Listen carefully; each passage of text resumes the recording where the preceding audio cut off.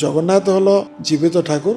উনি যদি ঠিক পুজো না পায় তো ওখান থেকে বেরিয়ে চলে যান। ইস্কনকে জগন্নাথ মন্দির বা জগন্নাথ যেখানে ইষ্টদেবতা আছেন তারা কেউ গ্রহণ করবে না। প্রভু জগন্নাথের আশীর্বাদ, আমাদের আশীর্বাদ আছে মমতা ব্যানার্জির উপরে।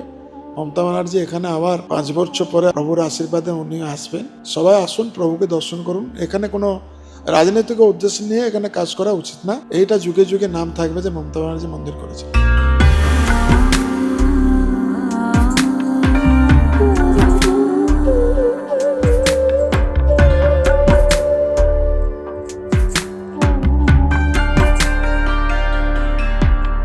আমরা এখন আছি সৈকত শহর দীঘাতে, বহু প্রতীক্ষিত জগন্নাথ ধাম। মমতা বন্দ্যোপাধ্যায়ের হাত ধরে আগামী 30 তারিখ যার দ্বারোদ্ঘাটন এবং প্রাণ প্রতিষ্ঠা জগন্নাথ দেবের। এই মন্দিরের যিনি দায়িত্বে আছেন পুরীর সেই বিখ্যাত রাজেশ দৈত্যপতি আমরা সঙ্গে পেয়েছি।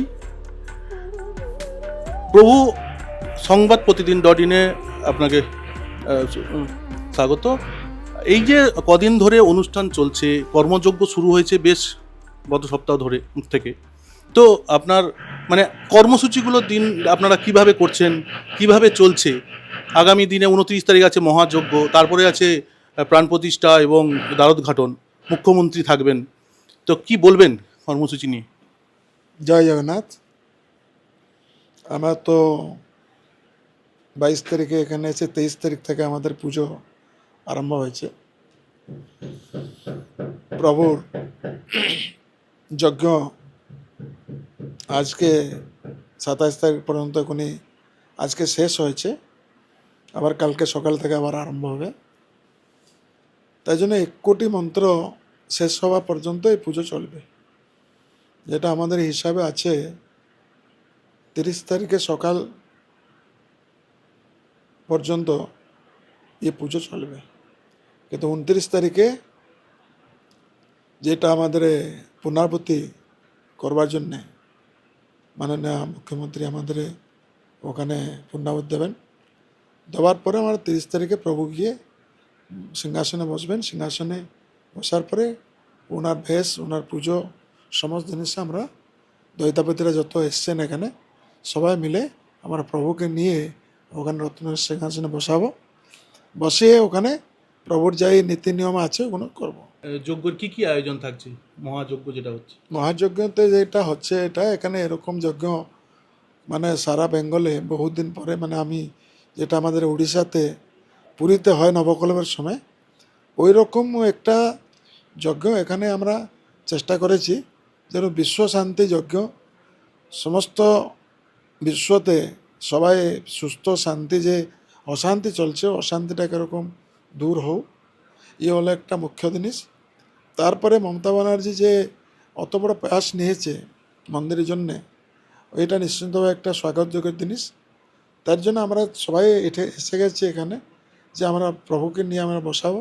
প্রভুর যেরকম দৈনন্দিন মহাপ্রভুকে ভক্তরা আসে দর্শন পাবে, তার জন্য আমরা এই ব্যবস্থা করেছি। দীঘার মতো জায়গা যেখানটায় মানুষ বেড়াতে আসতেন, এবার জগন্নাথ ধাম শ্রীক্ষেত্র রূপ নিয়েছে। সেখানে মানে কি বলবেন, পুরীর পরে পুরীর আদলে একটা মন্দির, শুধু পর্যটকরা বেড়ানো নয়, শুধু সমুদ্র স্নান নয়, সেইটা কিভাবে দেখছেন? হ্যাঁ, বহুত মন্দির আছে বেঙ্গলতে, বহুত মন্দিরে, আমি খেদিরপুরে মন্দিরে আছে, এই বিভিন্ন মন্দিরে আছে। মন্দির বহুত বড় বড় মন্দির, উড়িষ্যাতে মধ্যে জগন্নাথ মন্দির মতন মন্দির হয়েছে। কিন্তু একটা জিনিস মনে রাখবেন, জগন্নাথ জগন্নাথ, পুরী জগন্নাথ হলো জগন্নাথ জীবিত ঠাকুর। ওনার জায়গা কোনো জায়গাতে হয় না। এখানে ওনার একটা ইচ্ছাশক্তি ছিল, উনি একটা নিজের একটা ভাব ছিল যে আমি জগন্নাথকে একটা মন্দির বানাবো। নিশ্চিন্তভাবে প্রভু এখানে দারুব্রহ্ম ঠাকুর আমরা নিয়ে এসেছি, ঠাকুরকে আমরা বসাবো। তার জন্যে জগন্নাথের সারা বিশ্বতে এখন জগন্নাথ বসছে। এখানে লন্ডন থেকে, আমেরিকা থেকে আমরা বসাচ্ছি। এখন কলকাতার মধ্যে আমাদের, আমি ইয়ার পরে 5-6টা মন্দির মধ্যে আছে বড় বড় মন্দির। অত বড় মন্দির না হলেও বড় বড় মন্দির। নিশ্চিন্তভাবে একটা সব দিনে কেউ থাকবে না, না মমতা ব্যানার্জি থাকবে না, না আমি থাকবো না, না কেউ থাকবে না, কেউ চলে যাবে। কিন্তু একটা স্মৃতি থেকে যাবে যে মমতা ব্যানার্জি আজকে একটা যে অত বড় মন্দির করে গেল, এইটা যুগে যুগে নাম থাকবে যে মমতা ব্যানার্জি মন্দির করেছিল। রাজনীতি থেকে ঊর্ধ্বে থেকে যারা একে বিরোধ করছে, যারা একে বিভিন্ন জায়গাতে একে প্রয়াস করছে, তাদেরকে আমারও অনুরোধ, সবাই আসুন, প্রভুকে দর্শন করুন। এখানে কোনো রাজনৈতিক উদ্দেশ্য নিয়ে এখানে কাজ করা উচিত না, কেন প্রভু জগন্নাথের আশীর্বাদ, আমাদের আশীর্বাদ আছে মমতা ব্যানার্জির উপরে।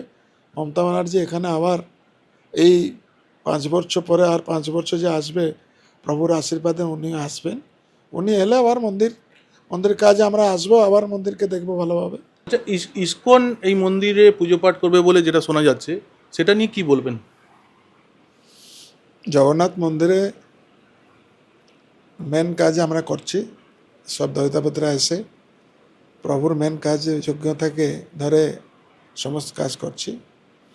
ইসকনরা যে প্রভুকে পূজা করার জন্যে, যেটা আমাদের মাননীয় মুখ্যমন্ত্রী বলেছেন, কিন্তু ওরা কি পুজো করবে আমি জানি না।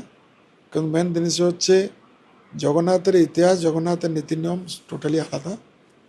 তারা যেভাবে করবে সেটা সময় বলবে, আমি সেটা বলতে পারছি না। তাহলে জগন্নাথ যখন জীবিত ঠাকুর, উনি যদি ঠিক পুজো না পায়, তাহলে এরকম আগে এরকম সিস্টেম আছে যে জগন্নাথ ওখান থেকে বেরিয়ে চলে যান, যেটা কিছুদিন পরে আপনারা দেখে থাকবেন যে দীঘাতে একটা জগন্নাথ মূর্তি ভেসে এলো।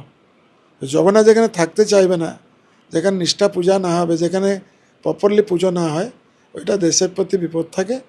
তাই জন্যে ওকে নিত্য পুজোতে একদম জগন্নাথ পুজো মানে সিস্টেমেলি শাস্ত্র মতে পুজো হওয়া উচিত। যেটা শাস্ত্রটা জিনিসটা এরা কতদূর জানে এটা আমার ইয়ে নেই, তা যাই প্রভু করবে। আচ্ছা, ভারতবর্ষের কোথাও কি ইসকন এরকম কোনো মন্দির পরিচালনা করে, এরকম কোনো আপনার জানা আছে?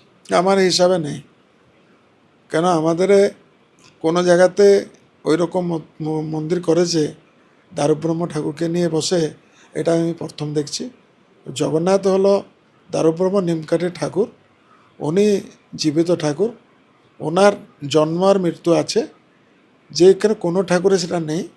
তাই জন্যে এনারা কি জানেন আমি জানি না, কিন্তু ও কতদিন ওরা থাকতে পারবে, কীরকম থাকবে না থাকবে, সে প্রভু বুঝবে, জগন্নাথই বুঝবে। প্রভুর ইচ্ছা ছাড়া আমি বলার কিছু নেই, কারণ প্রভু হলো নিজে নিজে সব জানেন, নিজে অত বড় বড় চোখ করে বসে আছেন, উনি সব জিনিসকে উনি নিজে শার্ট আউট করেন। তার জন্যে এখানে আমার বলবার কিছু নাই, আমি ওই জানি জগন্নাথ কি। পুরীতে যেভাবে আমরা দেখি, সেখানে তো অন্য কেউ মন্দির পরিচালনা করতে পারে না। এই ক্ষেত্রে কি একটা প্রশ্ন থেকে যাচ্ছে ইসকনের বিষয়টা যখন বলছি? না, ইসকনকে কেউ গ্রহণ করবে না। ইসকনকে জগন্নাথ মন্দির বা জগন্নাথ যেখানে ইষ্টদেবতা আছেন, তারা কেউ গ্রহণ করবে না। কিন্তু এখানে যখন একটা পরিস্থিতি নিয়ে কাজ হচ্ছে, কে করবে সে কাজ, তাকে দায়িত্ব দিয়েছে, ওরা কতদিন করছে সেটা দেখতে হবে। কেন সমস্ত লোক তো এখানে বিজ্ঞ, যখন দেখবে যে ঠিক নেই, তখন সরকার চিন্তা করবে যে না ঠিক হচ্ছে নাকি ভুল হচ্ছে। কেন একটা ট্রাস্ট করা আছে, সে ট্রাস্টটা আমি বি আছে, ইসকনের আছে, বিভিন্ন ব্রাহ্মণ সমাজ মধ্যে আছে, আর সব চিফ সেক্রেটারি থাকে, মমতা ব্যানার্জিকে ছেড়ে সবাই আছেন। তাই জন্য তখন চিন্তা করবে যে এটা ঠিক হচ্ছে না ভুল হচ্ছে। যদি ভুল হয় তাহলে সরকার চিন্তা করবে, সরকার চিন্তা করে যদি কোনো অল্টারনেটিভ ব্যবস্থা করতে পারে। কিন্তু সেইটা এখনই বলবার ঠিক হবে না। আগে আমি চাইছি প্রভু কীরকম 30 তারিখে প্রভু কেমতি ওখানে বসে যান, বসে যাবার পরে তখন যেই করা যাবে তখন দেখা যাবে। প্রভু বসে যাওয়া মানে তো পরের দিন থেকে ওনার পুজো পাঠ একদম নিয়ম নীতি মেনে করতে হবে। সেই ক্ষেত্রে কী হবে পরের দিন থেকে? পরের দিন তো দায়িত্ব ওরা নিয়েছে বলে, যেটা সিএম বলেছিলেন যে এনার দায়িত্ব এনাকে ইসকনদেরকে দেবো, তো কেউ তো পুজো একটা করবে, মন্দিরটা তো এমনি থাকবে না, যেখানে আমরা তো থাকতে পারবো না। আমরা চাইছিলাম এখানকার ব্রাহ্মণ বা কোনো লোককে রেখে পুজোগুলো করাবার জন্যে, এখানকার লোক সেটা আমরা আমাদের দৈতাপতি বা কোনো লোক এখানে থাকা সম্ভব না, কি পুরীর কোনো লোক এখানে থেকে কাজ করা সম্ভব না। কিন্তু প্রভুর কাজ হবে, প্রভুর কাজ যে নিষ্ঠায় না হয়, তো প্রভু কোনো যে লোক যেখানে ঠাকুর বসবে সে যে তার যদি কাজ ঠিক না হবে তাহলে ওই থাকতে পারবে? তা সব প্রভুর ইচ্ছা, ওনার যাই ইচ্ছা হবে তাই করবে। এই যে মন্দিরে যে ধ্বজা তোলার বিষয়টা, পুরীর মতোই রোজ ধ্বজা তোলা হবে, সেই বিষয়টা যদি কিভাবে?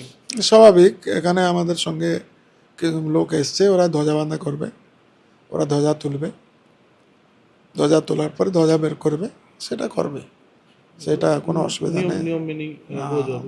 ধ্বজা বাঁধা হবে, সেটা করা যাবে। ধ্বজাটা বাঁধা হবে কবে? ওই দিন বাঁধা হবে 30 তারিখে।